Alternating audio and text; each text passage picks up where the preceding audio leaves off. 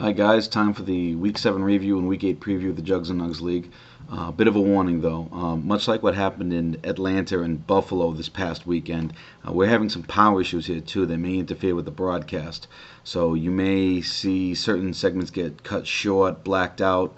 I've been told that they're going to try to fill in with some programming, and hopefully that will go pretty well. So why don't we take advantage of the power being up and get right to the game of the week. A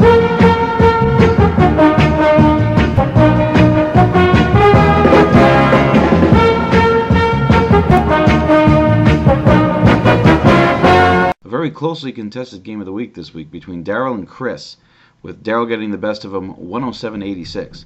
Now in this one, it was pretty balanced. Daryl had the running backs, Chris had the wide receivers, but Daryl gets the win in the end and leaves Chris with the worst record in the league, now looking to try to trade everybody.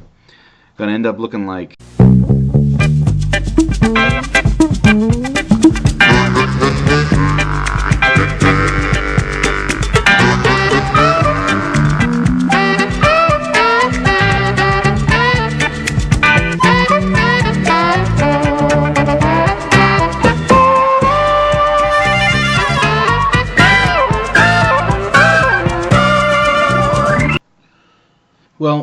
as you can see what I was talking about there with the outage.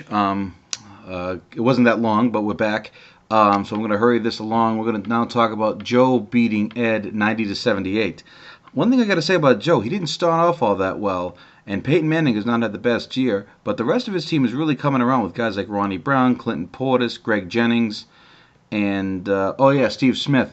You know, Joe didn't start off the year all that well, but right now, as far as the rankings go, he really is. Well, we're moving on up to the east side, to a deluxe apartment in the sky. We're moving on up to the east side. We finally got a piece of the pie. Okay, back again. Next game is going to be Dave beating me 141-76. Now I know I got some guys on bye weeks and injuries, but I don't think it really was going to matter. Dave had 2 words for me: Steven Jackson, all day long.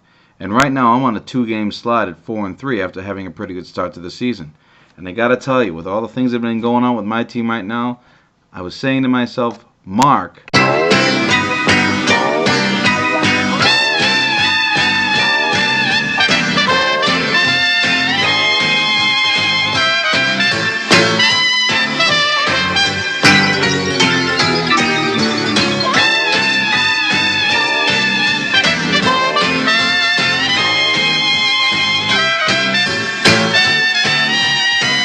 Promised myself I would never do anything like that with Sean ever again.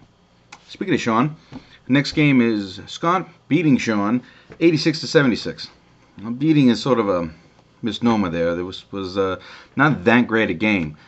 Scott had 3 guys that scored 3 points or less, but Sean topped him by having 6 guys score 3 points or less. And I'll tell you what Scott's having a whole lot of right now, and what Sean isn't getting any of. That's Good time. Anytime you need a payment. Good time. Anytime you need a friend. Good time. Anytime you're out from under. Not getting hassled, not getting hustled. Keeping your head above water. Making a way when you can. Time to lay on good time.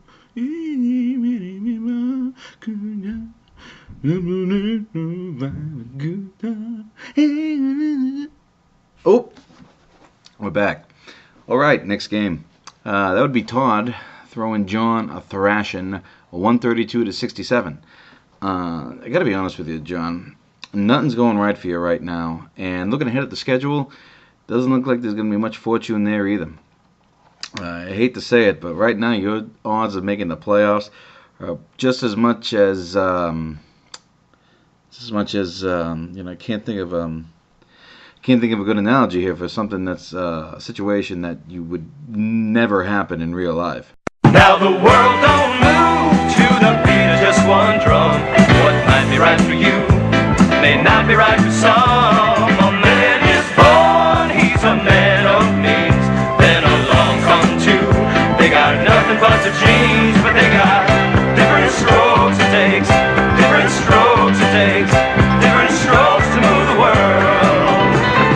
Ah, that'll do quite nicely.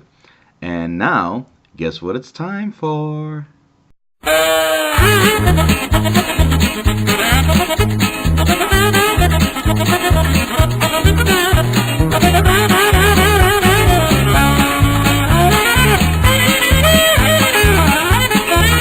Yes, it was indeed Jay over Tommy, 8361, to be this week's completely fucking horrific game of the week.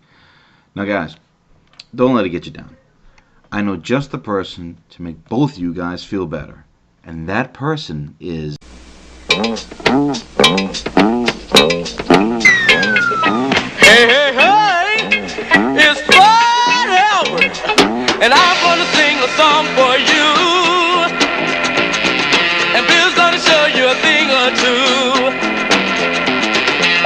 You'll have some fun now with me and all the gang, learning from each other while we do our thing. And if you go see her after midnight, make sure to ask for the Slippery Special, which is half off at that time, and legal in Providence. What? It was out again? They didn't get any of that? Oh. Sorry, guys. I know all. Don't doubt me. Hell, I even know when I suck. On to the picks.